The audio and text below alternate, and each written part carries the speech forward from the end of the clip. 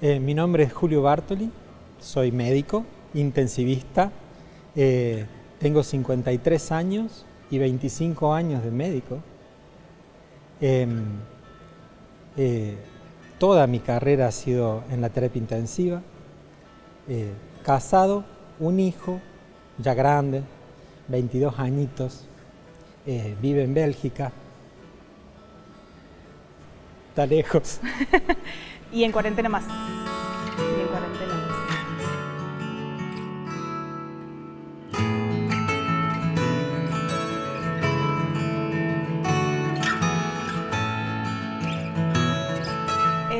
¿Cuándo decidió que iba a ser médico? ¿Cuándo se dio cuenta que era su vocación? Yo creo que ya en el colegio secundario, o tal vez antes, ya sabía que eso era lo que yo iba a querer ser. Hasta te diría que conociendo a mi pediatra, yo creo que ya ahí yo sabía, o por lo menos intuía, que eso iba a querer ser. ¿Y cómo llegó a la terapia intensiva? Porque quizás es de los espacios que uno se imagina desde afuera más complejos para trabajar, más difíciles. Sí. Creo que parte de mi formación, que fue en el Hospital Italiano aquí en Córdoba y después en España, fue directamente dirigida a la terapia intensiva, al principio por necesidades institucionales, después por vocación. Hay pocas especialidades que puedan tener tanto impacto en la vida de personas jóvenes y devolverlas a una vida normal y actuar de una manera de que si no, no hubieran sobrevivido. Hay poquitas especialidades que permiten hacer eso, ¿no? Como la emergentología, la terapia intensiva, a lo mejor la cirugía cardiovascular o la neurocirugía. La medicina del consultorio es mucho más pausada y no es que se ayuda muchísima, más gente tal vez, más gente. Pero el impacto y por ahí a veces la espectacularidad que puede tener la terapia intensiva no la tienen otras especialidades. O sea que usted está acostumbrado a vivir con situaciones muy complejas. Pero en estos 25 años, ¿alguna vez le había pasado vivir un año como el 2020? No, creo que era impensado. Ni siquiera, aunque nos lo hubieran contado, aunque viéramos una película de una pandemia, porque ha habido varias, decir no nos va a pasar así, no puede ser que nos pase así, que nos atropelle y nos humille como humanos en tantos sentidos y de tantas formas como realmente ha sido y como puede seguir siendo. Creo que hay muchísimos aprendizajes, hemos pasado muchas etapas, ¿no? La etapa del descreimiento, la etapa del miedo, la etapa del decidir involucrarse, la etapa de estudiar, formarse, aprender, formar a los demás. La etapa del aislamiento completo, incluso de las muertes en soledad, la recuperación de la humanización, que eso nos lleva hace mucho que estamos trabajando en volver a humanizar la terapia intensiva, eso, en abrirla, en permitir que los pacientes estén acompañados, ese es otro aprendizaje. Y después creo que en este momento hace un par de semanas que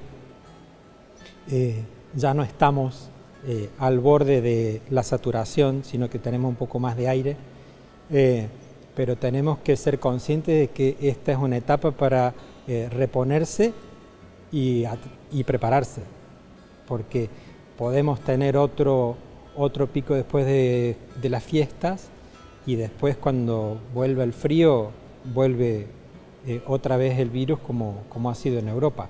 No hay manera de que nos pase diferente. Usted ahí toca varios temas.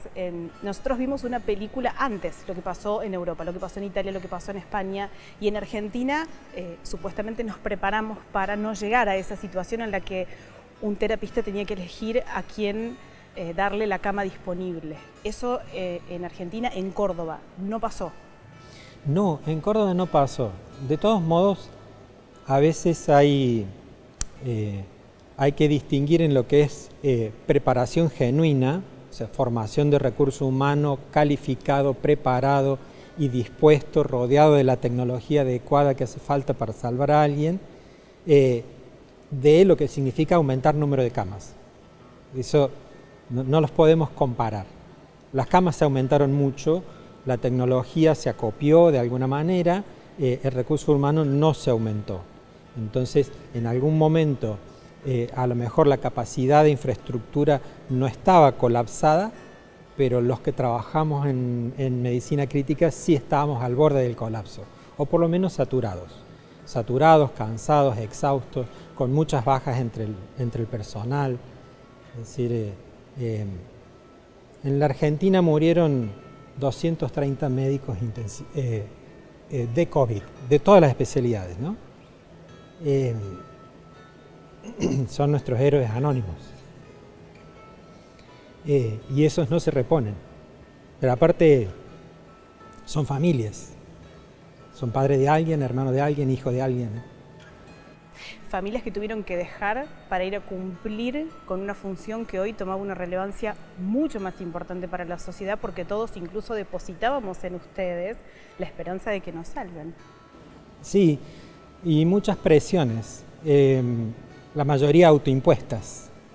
El desafío de estar a la altura, estar a la altura en conocimiento, aprender a lo loco de una enfermedad desconocida en un aluvión de información confusa, discordante, de poca calidad, muchas veces de origen publicitario, que decir, che, esto no lo podemos hacer.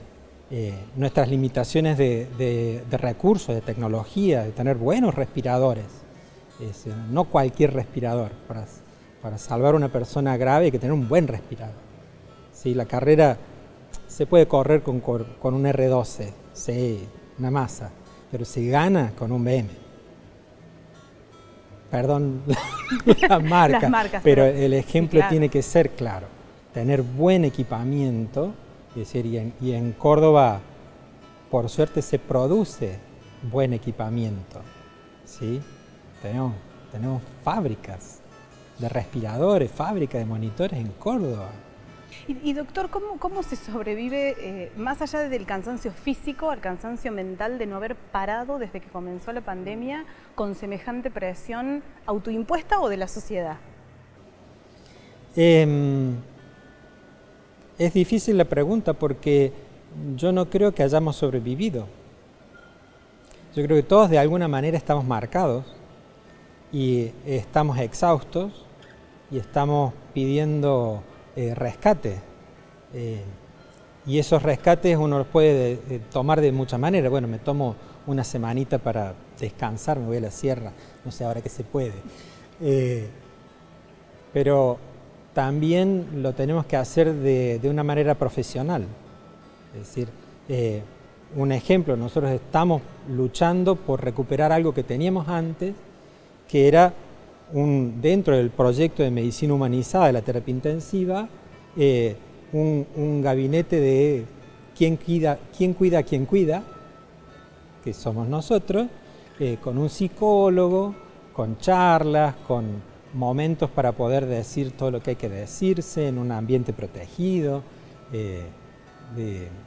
porque el equipo es muy diverso, ¿no? Yo soy el médico y soy el jefe, pero tengo mis médicos de staff, tengo mis médicos de guardia, tengo mis residentes, tengo los rotantes, tengo las enfermeras, los kinesiólogos, las neurorehabilitadoras, los terapistas ocupacionales y hasta un musicoterapeuta, que ya no lo tengo más, en la pandemia lo perdí.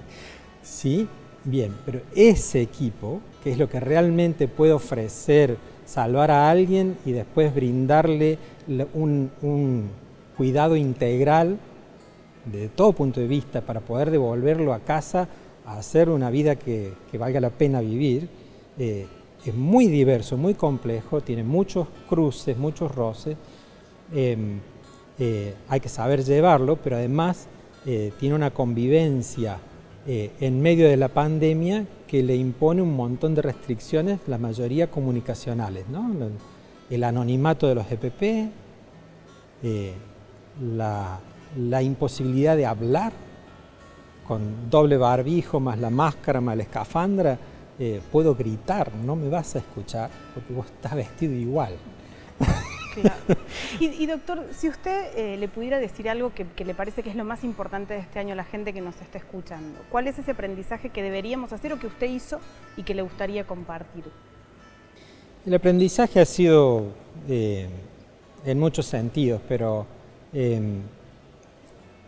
más allá de lo que pueda ser el aprendizaje médico-científico y el aprendizaje humano de realmente permitir que prevalezcan los valores humanos por encima de los demás y de tener a la dignidad humana como eje central, como metavalor a proteger y dejar que lo demás gire a su alrededor, pero nunca transgredirla, a la dignidad humana, creo que ese puede ser el mayor aprendizaje. El segundo aprendizaje es que ya somos grandes. Nos tenemos que cuidar y nos tenemos que cuidar nosotros. Y si no nos cuidamos es culpa nuestra, nos tenemos que hacer cargo. Las restricciones se van a ir levantando, porque es lógico, pero hasta habría que pensar si fueron justas, no sé, no lo sé. Para algunas personas fueron nefastas, terminaron con su vida, con su trabajo, con sus posibilidades, tal vez con su futuro. Y eso no tiene reparación, va a ser muy difícil.